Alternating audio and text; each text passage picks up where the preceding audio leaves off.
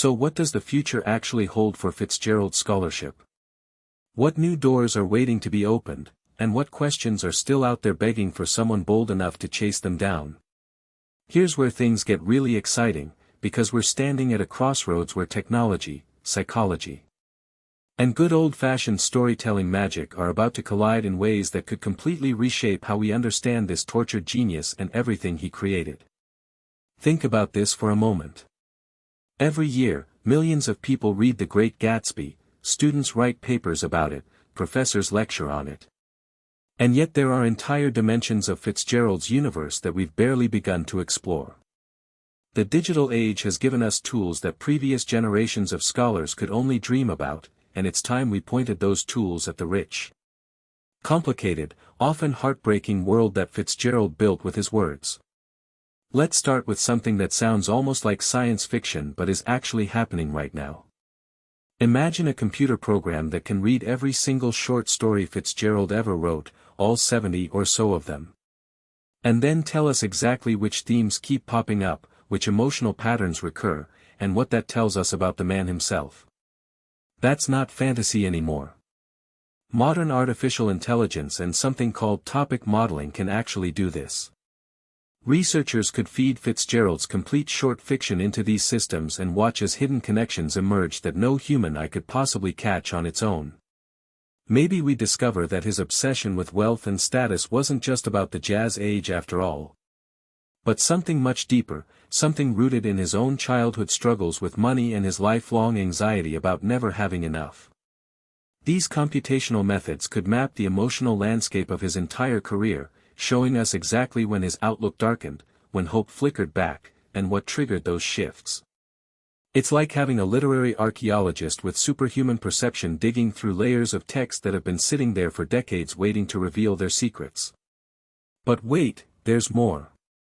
Remember all those letters Fitzgerald wrote, the ones sitting in archives and libraries across the country?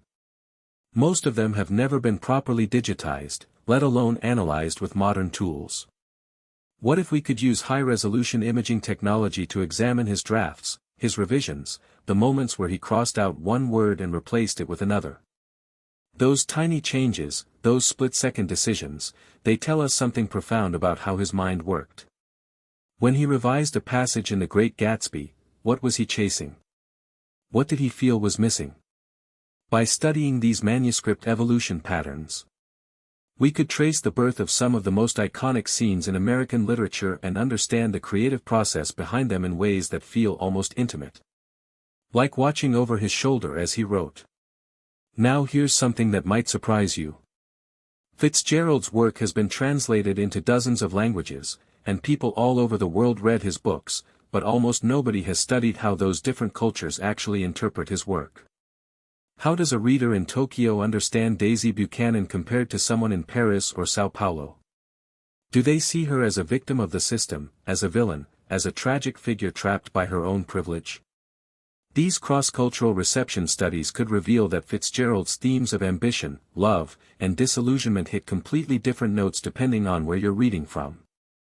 In some cultures, the American dream might feel aspirational, while in others it might resonate as a warning about the emptiness of material pursuit. This kind of research would not only deepen our understanding of Fitzgerald but also show us how literature travels across borders and transforms in translation. Sometimes in ways the original author never imagined. And speaking of transformation, let's talk about the psychological angle because this is where things get really fascinating. Fitzgerald's characters are some of the most psychologically complex in American literature, but what if we could actually measure how readers respond to them on a neurological level? Collaborating with brain scientists.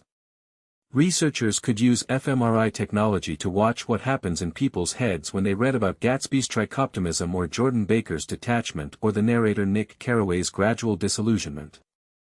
Do these characters activate the same empathy centers in the brain regardless of who the reader is? Are there moments in Fitzgerald's prose that consistently trigger emotional responses across different people? This kind of research would give us scientific evidence for something we've always suspected but could never prove. That Fitzgerald had an almost supernatural ability to tap into universal human emotions. The archives themselves hold enormous untapped potential too. There are letters, photographs, and documents related to Fitzgerald and his circle that scholars simply haven't had the resources to properly examine. His wife Zelda's papers, for instance, contain insights into their tumultuous relationship that could revolutionize our understanding of where the Great Gatsby came from emotionally. His editor Maxwell Perkins left correspondence that shows exactly how the novel was shaped in revision. Even financial records, those boring but revealing documents about money earned and spent, could tell us how economic stress influenced Fitzgerald's creative output. The key is making these materials accessible, digitally cataloging them so researchers anywhere in the world can work with them without having to travel to specific libraries. Here's something else to consider. Fitzgerald's work has been adapted into films, stage plays, television series, and even graphic novels. But how do these adaptations translate his specific prose style, his distinctive voice, into other media? What gets lost in translation when we move from page to screen, and what gains new life? Studying these adaptation processes could teach us something important about what makes Fitzgerald's writing so distinctive in the first place. What elements are so tied to the written word that they simply cannot be visualized? And finally, let's think about the bigger picture. What would it look like to bring together all these approaches, to create a truly collaborative research environment where literary scholars work alongside computer scientists, psychologists, cultural anthropologists, and even economists? Fitzgerald lived through the Roaring Twenties, the Great Depression, and World War II, and his work reflects all of those historical moments. By applying economic analysis to his biography, we might understand how his financial struggles shaped his creative choices. By applying historical research, we might see how the events he lived through left fingerprints on every page he wrote. By applying psychological theory, we might finally make sense of the self-destruction that haunted his later years and colored his work with such bitter wisdom. The future of Fitzgerald's scholarship isn't just about finding more information. It's about asking better questions, using better tools, and being brave enough to follow the answers wherever they lead. The man wrote some of the most beautiful sentences in the English language, and there's still so much left to discover about why those sentences matter. Why they continue to captivate us, and what they reveal about the human condition that we all share. That's not just academic curiosity, that's a journey worth taking, and the path forward has never been clearer or more exciting. Imagine stepping into a library where the dust on the shelves seems to whisper that the story of F. Scott Fitzgerald is far from finished. Scholars have already mapped the glittering parties of the Jazz Age, traced the heartbreak behind the Great Gatsby, and catalogued the melancholy of his later novels, yet countless corridors remain dimly lit, waiting for fresh lanterns. One promising direction points toward the tangled web of Fitzgerald's transatlantic connections. While it's well known that he spent time in Paris after the war, few have examined how his encounters with European modernists shaped the narrative techniques he later employed. A systematic comparison of manuscript revisions from his Paris years with early drafts of Tender is the Night could reveal subtle shifts in narrative voice, perhaps indicating a conscious borrowing of stream-of-consciousness methods that have so far been attributed solely to his American influences. Another fertile field lies in the economics of Fitzgerald's publishing life. The prevailing image of the author as a tragic, underpaid artist is compelling, but it glosses over the complex contracts, royalties, and editorial negotiations that governed his output. By mining publishing house archives, correspondence with agents, and royalty ledgers, researchers can reconstruct a financial portrait that not only explains the bursts of productivity and sudden lulls but also situates Fitzgerald within the broader market forces of the 1920s and 1930s. Such a study could employ quantitative analysis tracking the correlation between advances received and the length or thematic daring of subsequent manuscripts, thereby turning anecdote into data and revealing how economic pressure may have nudged his literary choices. A third, increasingly urgent avenue involves digital humanities. The scattered nature of Fitzgerald's letters, marginalia, and early magazine publications makes it difficult for scholars to assemble a cohesive picture of his evolving thought. By digitizing these fragments and applying text mining algorithms, patterns emerge that the human eye might miss. For instance, frequency analysis of recurring motifs such as gold, silence, or flight across his unpublished notes could map the emotional topography of his later years, offering fresh insight into the melancholy that permeates the last tycoon. Moreover, network visualization tools could chart his correspondence network, showing not just who he wrote to but how ideas traveled among his circle of friends, critics, and family members. This kind of computational mapping transforms scattered ephemera into a living, interactive map of his intellectual ecosystem. Equally compelling is the prospect of a gender-focused re-examination of Fitzgerald's portrayals of women. Traditional criticism often frames characters like Daisy Buchanan or Nicole Diver as mere symbols of wealth or decay. Yet a feminist lens can uncover layers of agency, resistance, and self-construction that have been overlooked. By juxtaposing Fitzgerald's fictional women with the real women in his life, Zelda, his mother-in-law, the countless socialites he encountered, scholars can investigate whether his narratives echo the lived strategies of women navigating a male-dominated society. Such work would benefit from interdisciplinary collaboration, drawing on gender studies, psychology, and even material culture to assess how clothing, space, and economic dependence inform the character's choices. Finally, the environmental backdrop of Fitzgerald's work invites a new ecological reading. The roaring parties of West Egg, the barren deserts of the West Coast, and the oppressive heat of Hollywood are more than atmospheric settings.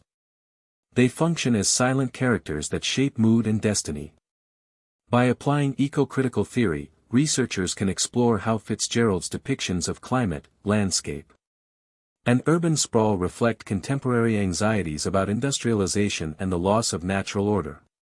This perspective not only enriches literary interpretation but also connects the author's work to modern conversations about sustainability and the human cost of unchecked progress. Each of these pathways: transatlantic influence, economic biography, digital textual reconstruction, gendered analysis, and ecological reading, offers a different key to unlock the still mysterious chambers of Fitzgerald's legacy.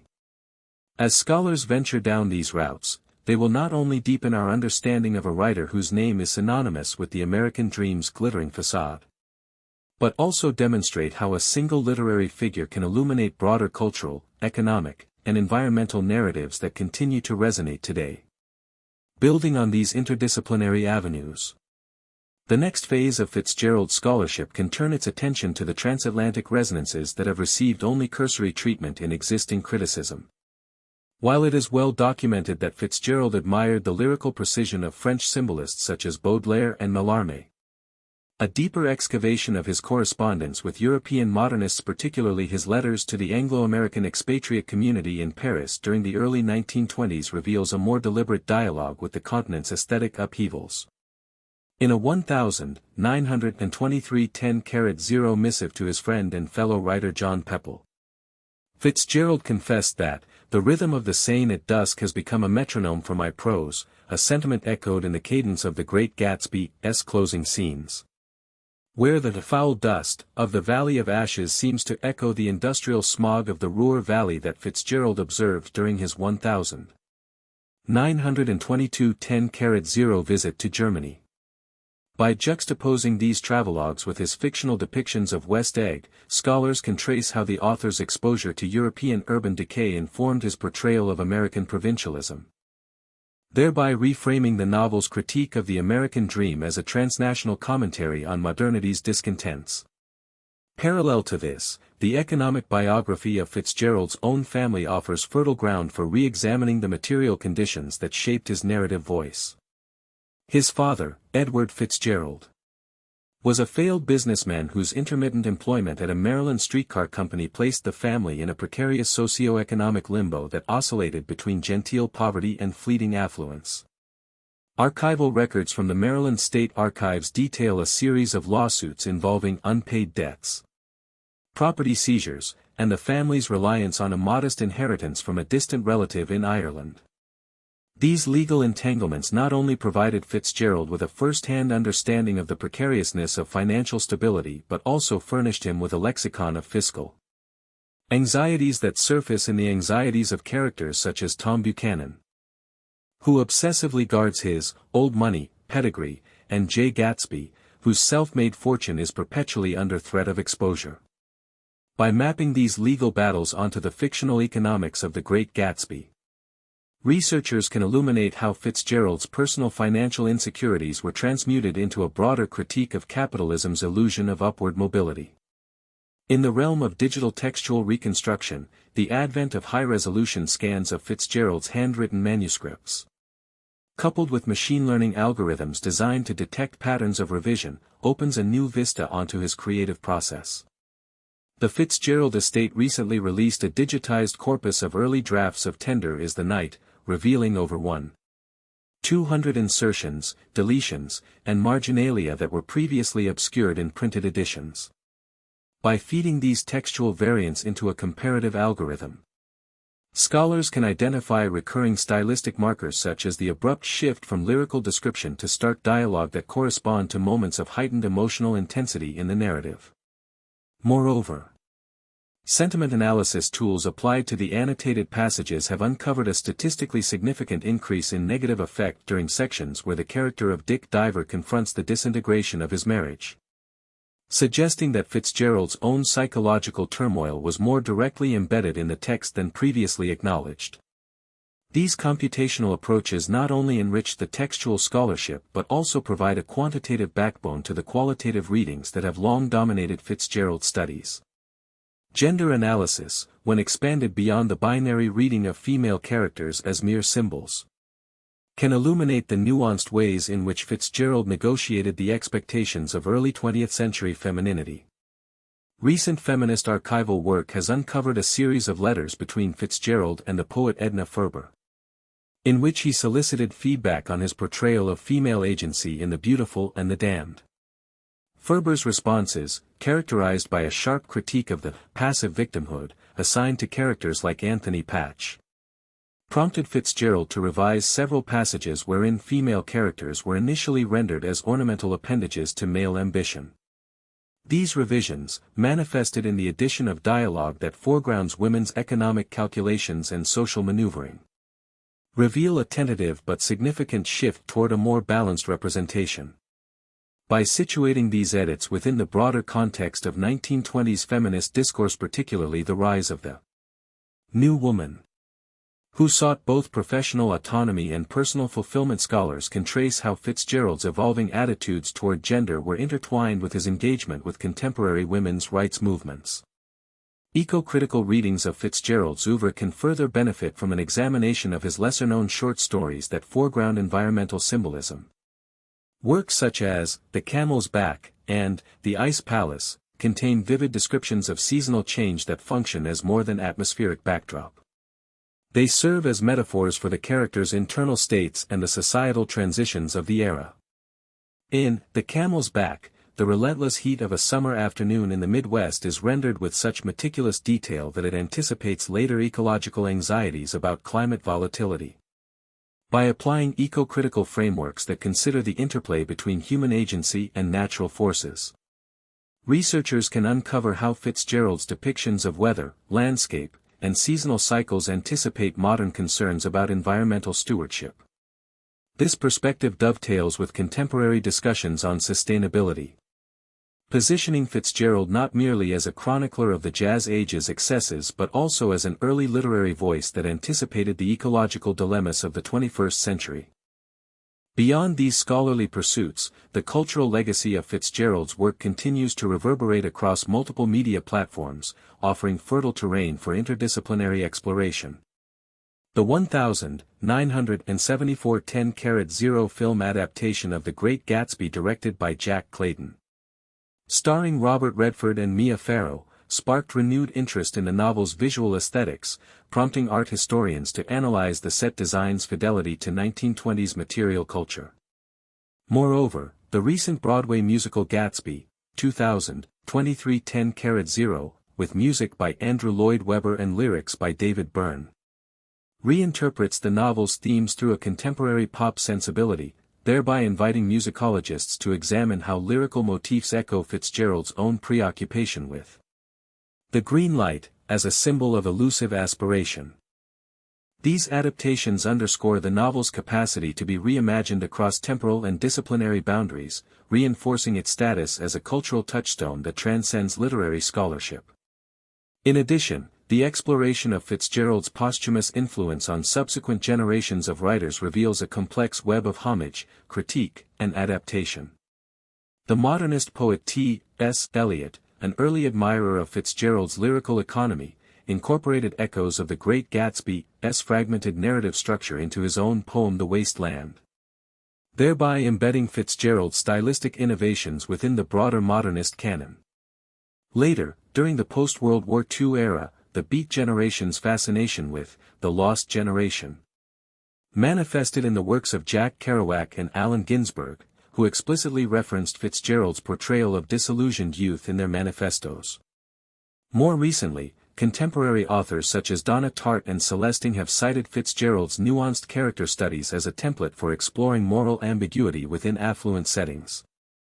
By tracing these literary lineages, scholars can map the enduring impact of Fitzgerald's thematic concerns on diverse literary movements, thereby situating his work within a dynamic, evolving cultural dialogue. Finally, the intersection of Fitzgerald's oeuvre with emerging fields such as digital humanities, cognitive literary theory, and climate ethics presents an unprecedented opportunity to recontextualize his legacy for a rapidly changing world. Computational analyses of his narrative pacing, for instance, have demonstrated that the oscillation between rapid scene transitions and lingering descriptive passages mirrors the brain's response to temporal disorientation, offering a neurocognitive lens through which to interpret his storytelling techniques. Meanwhile, climate-focused literary criticism can juxtapose Fitzgerald's depictions of the wasteland with contemporary visualizations of urban decay, thereby drawing parallels between early 20th century industrialization and today's environmental crises. Such interdisciplinary convergences not only expand the methodological toolkit available to Fitzgerald scholars but also affirm the timeless relevance of his explorations of aspiration, identity, and the fragile boundaries between illusion and reality. In sum, the myriad pathways outlined spanning transatlantic literary influence, economic biography, digital textual reconstruction, gendered analysis, ecological reading, multimedia adaptation, and emerging interdisciplinary frameworks collectively chart a comprehensive roadmap for future Fitzgerald research. By embracing these avenues, scholars can move beyond the traditional confines of literary criticism to engage with the multifaceted dimensions of Fitzgerald's artistry, ensuring that his legacy continues to illuminate the intricate tapestry of cultural, economic, and environmental narratives that shape our understanding of the past and inform the challenges of the future. Building on this momentum, recent archival breakthroughs have unveiled previously unpublished material that deepens our understanding of Fitzgerald's creative process and social milieu.